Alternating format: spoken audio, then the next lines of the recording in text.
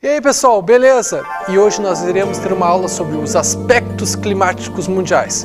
Você já deve ter se perguntado, por que ocorre furacão? Por que a minha cidade é mais fria que a outra? Por que existe seca no Nordeste brasileiro?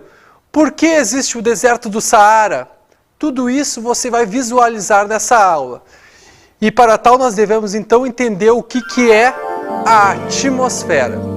O estudo da atmosfera se faz importante no sentido de que a atmosfera é quem determina as características climáticas de um determinado local. É na atmosfera que acontecem os fenômenos climáticos.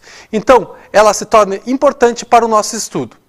Sobre a composição da atmosfera, vale lembrar que ela é composta basicamente de nitrogênio.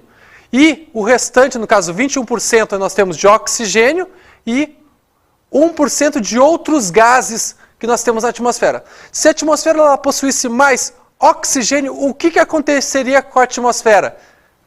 No caso, ia ser melhor para a gente? Pô, mais oxigênio, vou respirar mais, que bom, que maravilha.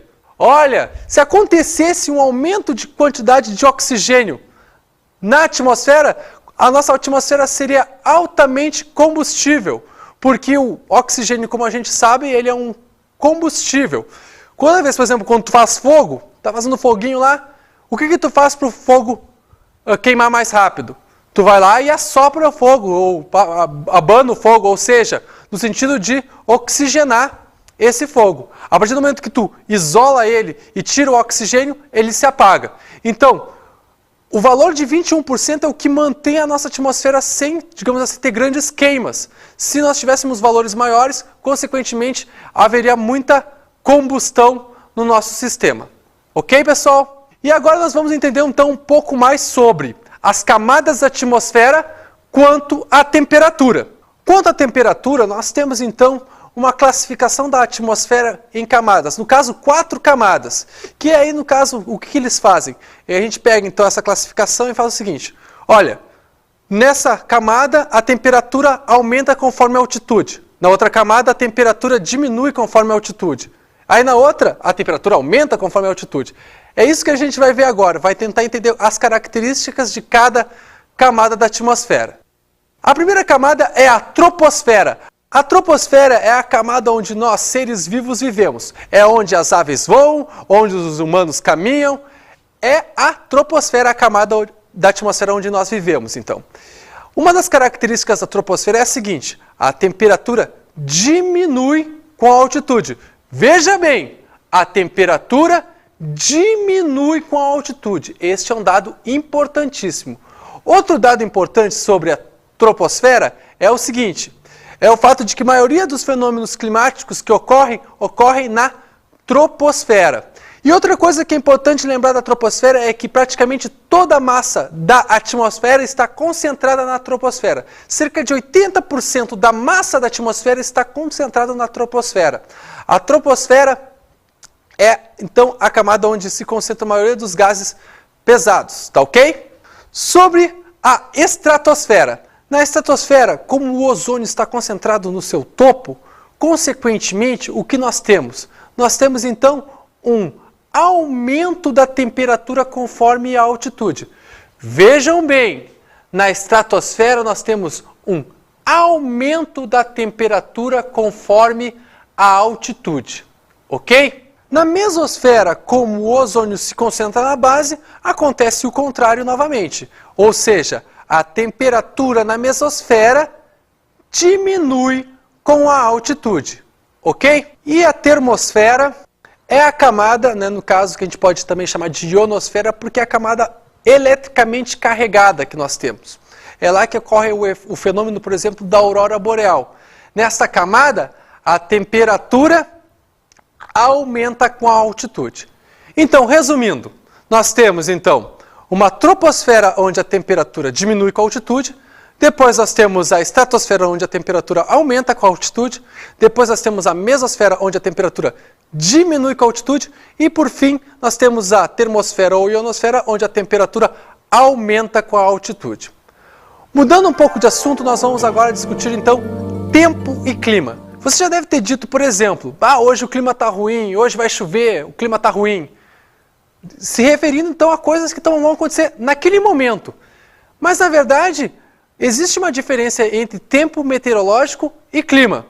Tempo meteorológico é o seguinte, são as condições num determinado ponto. Por exemplo, maior umidade, tendência para chuva, menor umidade, tendência para seco.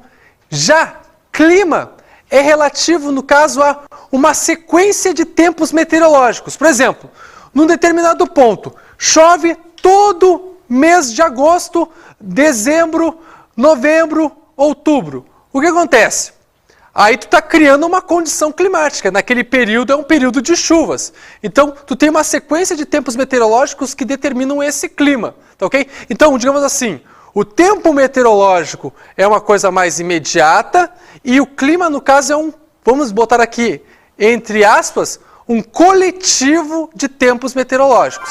Os elementos do clima são aqueles que acabam constituindo os tipos climáticos. Por exemplo, quando a gente vai fazer lá a classificação para clima equatorial, a gente vai levar em conta questões relativas a temperatura, umidade, pressão e assim por diante, tá ok? Então esses são os elementos que constituem o clima. O elemento, um dos mais importantes, é a temperatura do ar. É aquela que, então, se um clima é mais quente, um clima é mais frio, então a temperatura do ar, ela pode variar segundo alguns fatores, mas ela é um elemento importantíssimo na constituição do clima.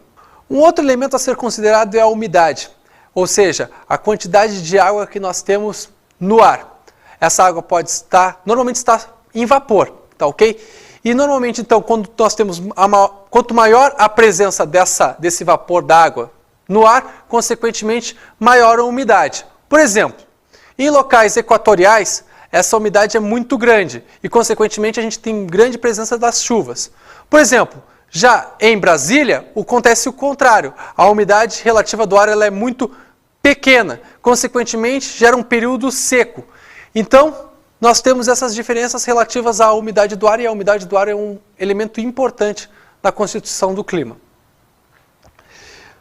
Aprofundando um pouco mais sobre a umidade, a gente tem que entender então um pouco os tipos de chuva. Quanto aos tipos de chuva, é importante lembrar o seguinte, então nós temos 3 tipos, as chuvas orográficas, as chuvas frontais e as chuvas convectivas.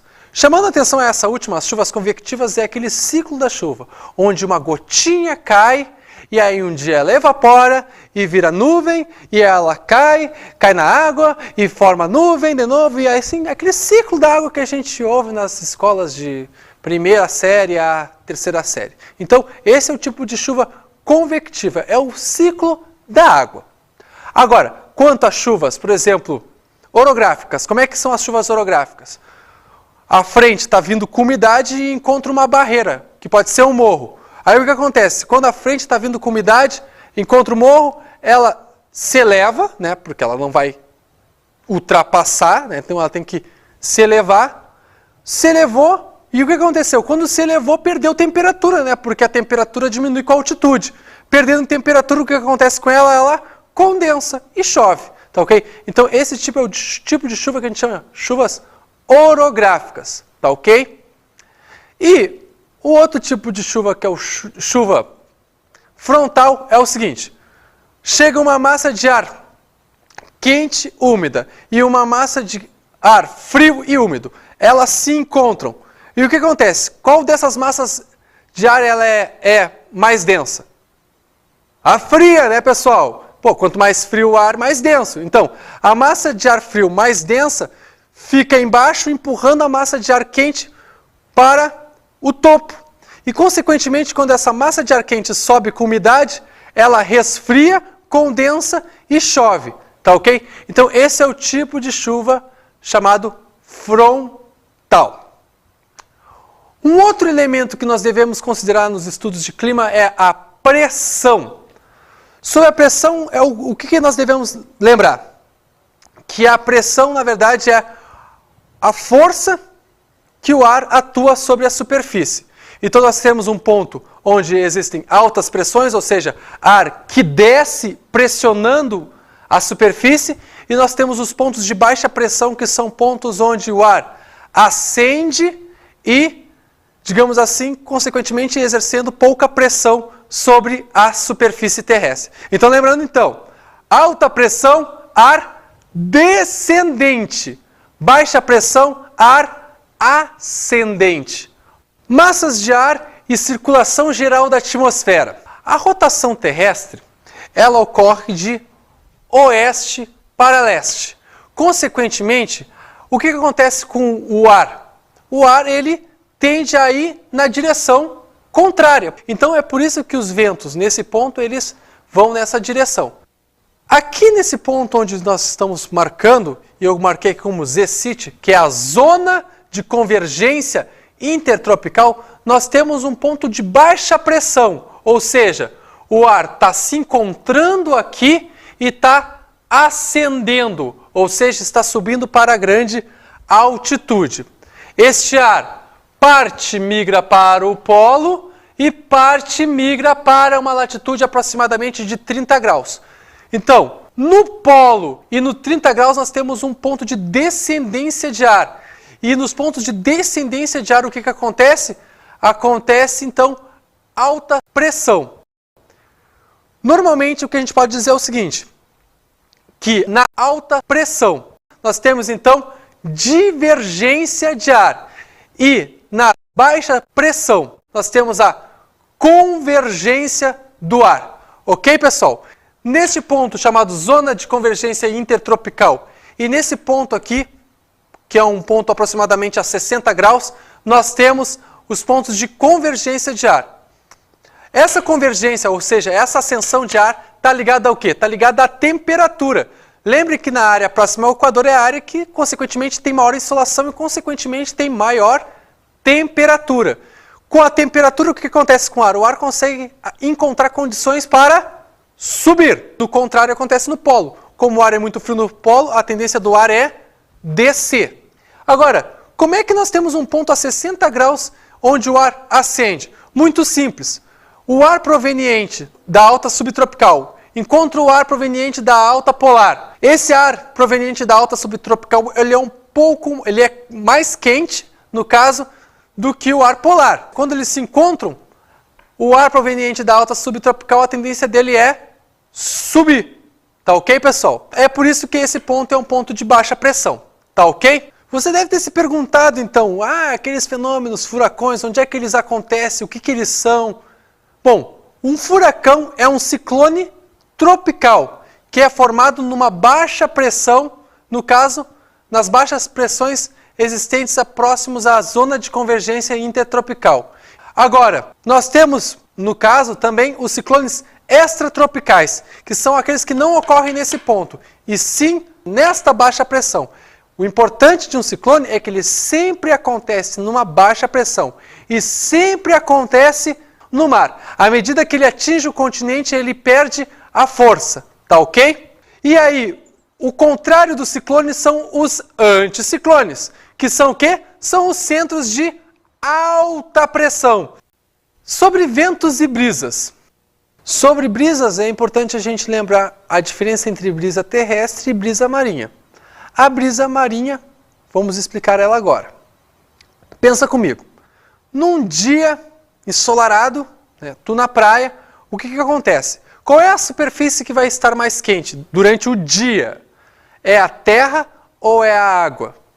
Terra, porque o calor específico da terra é menor. Consequentemente, a área de terra esquenta mais rápido e esfria mais rápido.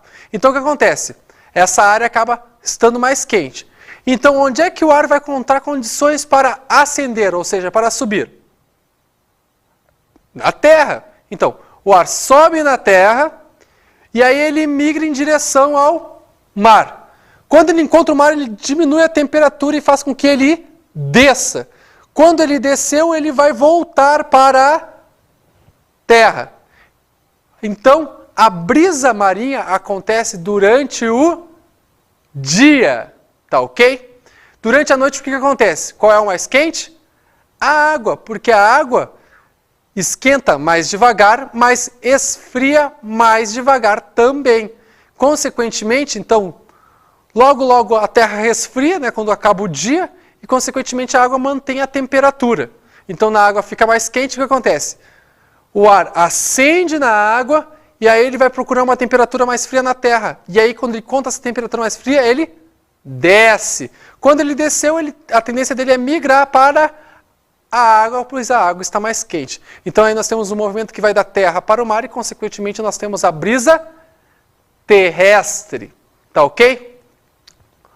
Outro tipo de característica que a gente pode apontar são relativas aos ventos. Vamos falar então agora de ventos alísios. Bom, pessoal, os ventos alísios são aqueles ventos equatoriais que são gerados pela rotação terrestre. São aqueles ventos que se encontram na zona de convergência intertropical. Esses ventos são permanentes, porque eles são frutos da rotação terrestre e do efeito de Coriolis, que é gerado pela rotação terrestre. Ok? Outro tipo de vento que não pode se esquecer é as monções, que ocorrem no Sudeste Asiático. As monções levam chuvas para a área do Sudeste Asiático no verão. Agora vamos entender um pouco mais essa sistemática. Bom, no verão, o dia é mais longo que a noite. Consequentemente, faz com que haja uma baixa pressão aonde? Na terra ou na água?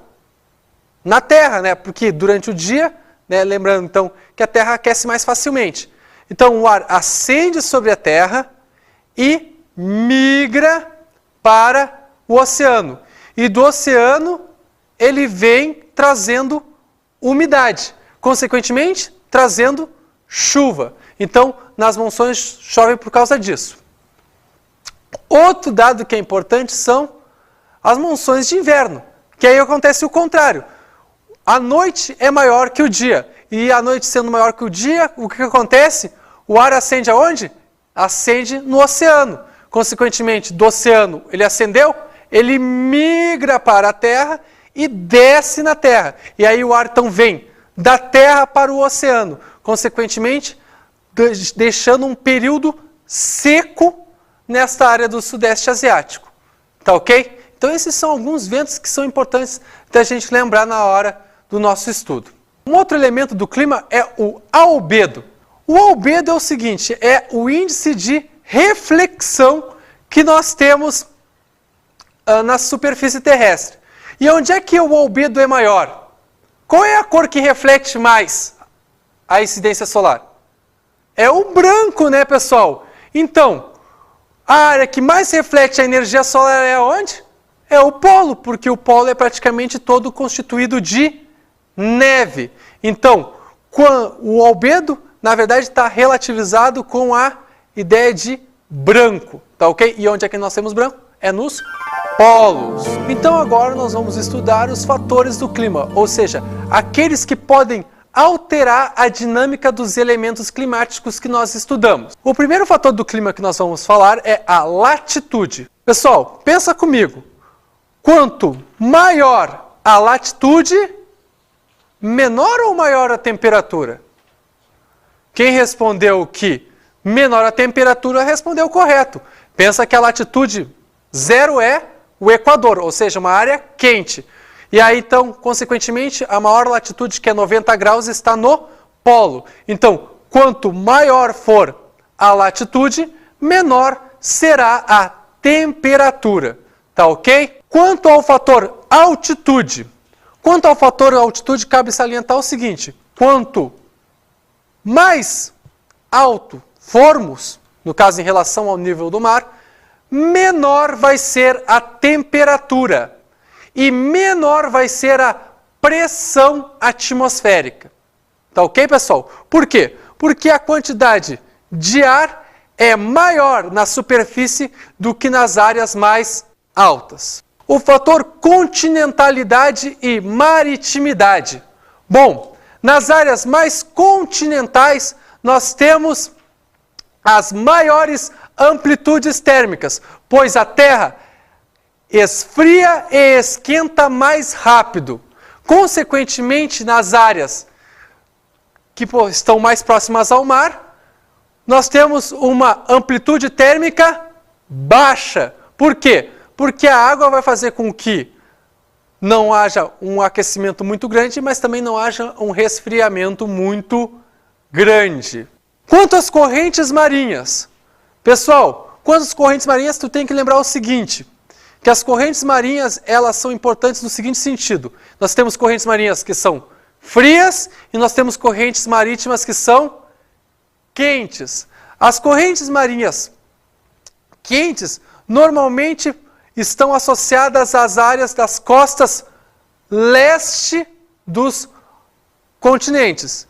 E, consequentemente, as correntes frias estão associadas às costas oeste dos continentes. Então, toda a costa oeste de um continente normalmente está associada a ela uma corrente fria. Toda a costa leste normalmente está associada a ela uma corrente quente. As correntes marinhas têm tamanha importância que acabam gerando desertos nos locais onde nós temos correntes marinhas frias. Por quê? Porque não consegue ter a ascensão da umidade devido à pouca temperatura. Tá ok? Um outro fator é a vegetação. A vegetação vai fazer com que a umidade nas áreas vegetadas seja maior do que nas áreas com pouca vegetação. Tá ok, pessoal? Então tem que lembrar esse fator. Vegetação está relacionada diretamente com a umidade. E o relevo? Como é que o relevo pode ditar a questão do clima? Bom, tu tem que pensar até naquela ideia das chuvas orográficas. Tu viu ali, né, que o relevo influi, por exemplo, para a formação de chuvas. Por exemplo, uma área íngreme pode gerar uma barreira que vai fazer com que haja uma evaporação forçada de uma massa de ar. Tá ok? E há uma consequente condensação. E fatores cósmicos? Por exemplo, se nós modificarmos a inclinação do eixo da Terra, mudarmos, por exemplo, a excentricidade da elíptica, ou mudarmos, por exemplo, o ponto de afélio e periélio, consequentemente nós mudaremos também a temperatura e outros fatores de pressão também na Terra. Então, é importante esse fator que é o fator cósmico. E agora nós vamos então para os tipos climáticos e climatogramas. O clima tropical. O clima tropical é um clima onde nós temos uma amplitude térmica mediana e chuvas num determinado período do ano. Ou seja, nós temos 6 meses de chuva e 6 meses de seca. Normalmente é a seguinte lógica. Nós temos no verão um período chuvoso e quente e no inverno um período seco, mas com clima ameno. Clima desértico. Não é aquela coisa só calor. Para determinar um clima desértico, tem que pensar em pouca chuva. Uma coisa que poucas pessoas sabem é que um clima desértico normalmente é um clima que possui grande amplitude térmica, seja diária, seja anual. Ou seja, possui sim temperaturas frias. Num clima frio, o que acontece? Um clima frio é um clima onde nós temos uma precipitação boa, mas também uma amplitude térmica considerável. Só que as temperaturas dificilmente atingem valores superiores a 22 graus centígrados. Clima glacial ou polar. Este é um clima seco também, pessoal, porque o tipo de precipitação que nós temos não é em forma de chuva, e sim na forma de neve. Então, um clima glacial ou polar normalmente tem um climatograma que nós vamos acompanhar aqui. Explicando um pouco sobre climatogramas, é importante lembrar o seguinte, que esses quadradinhos, quando são preenchidos, se referem, no caso, a chuva. E essa linha vermelha aqui, no caso, se refere à temperatura.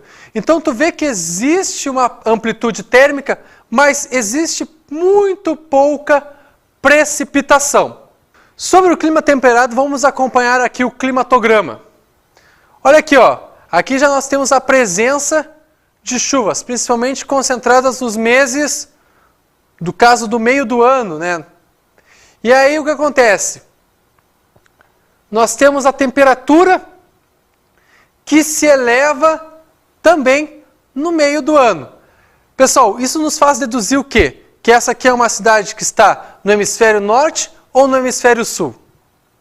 No hemisfério norte, porque, olha, para ter aumento de temperatura, tu vai ter que ter então aqui um período de verão, tá ok? Então você considera aqui que existe uma amplitude térmica a ser considerada e também um período um pouco mais seco e um período um pouco mais chuvoso. O período seco está associado ao inverno e o período chuvoso está associado ao verão. Vamos para o outro clima, que é o clima subtropical. Quanto ao clima subtropical, cabe lembrar o seguinte, então. Chuvas bem distribuídas, né, embora hajam algumas concentrações, e temperatura que, digamos assim, também possui uma grande amplitude. Quando a amplitude ela é pequena, a linha se mantém mais reta. Olha, quando há uma curva nessa linha, o que acontece? A gente pode dizer que existe uma amplitude a ser considerada. Então, olha aqui. Essa cidade fica no hemisfério sul ou no hemisfério norte?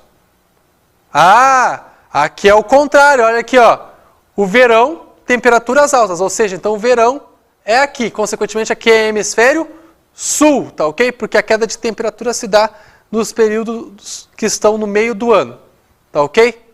Agora nós temos o clima equatorial. Vamos ver o clima equatorial. Aqui a amplitude térmica é baixa, tá ok? E por que a amplitude térmica ela é baixa? Porque é um local onde nós temos grande insolação. Essa insolação faz com que haja grande evaporação e a consequente quantidade de chuvas. Olha quanta chuva nós temos nessa área. Impressionante, né? Nessas áreas do equatorial, muitas vezes os caras marcam o encontro depois da chuva, porque chove todo dia. Tá ok, pessoal? Vamos para o próximo clima, que é o clima tropical semiárido. O tropical semiárido é o seguinte, pessoal. Nós temos um período onde existem chuvas, que é um período restrito a 3 meses, e nos demais meses, seca. A área da Caatinga, no Brasil, é uma área que está sob um clima tropical semiárido. E olha aqui a amplitude térmica. A amplitude térmica ela é baixa. Tá ok? Então agora a gente vai falar um pouco sobre as mudanças climáticas. Você já deve ter notado que em alguns lugares do mundo o clima anda mudando. E mudando por quê? Com a maior emissão de gases na atmosfera, consequentemente essa tende a reagir e essa mudança, gerando mudanças, no caso, no clima da Terra. Eu quero chamar a atenção aqui o El Niño e o Laninha. Sobre o El Niño, vale lembrar o seguinte, os alísios, eles diminuem. Os alísios são aqueles ventos na área equatorial. Eles diminuindo, o que acontece? A água, digamos assim, no Pacífico fica um pouco mais parada. Vou botar esse parada entre aspas. Consequentemente, a água parada esquenta mais rapidamente. E, consequentemente, esse aquecimento provoca alterações na dinâmica local. Por exemplo, na área próxima ao Peru, nós temos uma característica de corrente fria. Afinal, é a costa oeste da América do Sul. Só que com o El Niño, o que acaba acontecendo? Acaba acontecendo que há um aquecimento daquela água, modificando, então, toda uma circulação de ar naquele local. Tá ok? Gerando naquele local, então, um ponto de baixa pressão naquele ponto que era antes de alta pressão. Consequentemente, isso também gera problemas na economia local. Por quê? Naquele local, por exemplo, o Peru, é um país que vive muito da base do peixe. O peixe, ele normalmente prefere águas mais frias, porque nas águas mais frias, nós temos um maior número de oxigênio dissolvido. E o Laninha? O que é o Laninha? O Laninha é o contrário. É um aumento nos ventos do Pacífico, ou seja, a água se torna mais turbulenta e, consequentemente, a água que estava em profundidade consegue ascender. E, consequentemente, há um resfriamento do Pacífico. E aí, originando efeitos contrários na região. Tá ok? Agora, nós vamos então para as nossas dicas de estudo.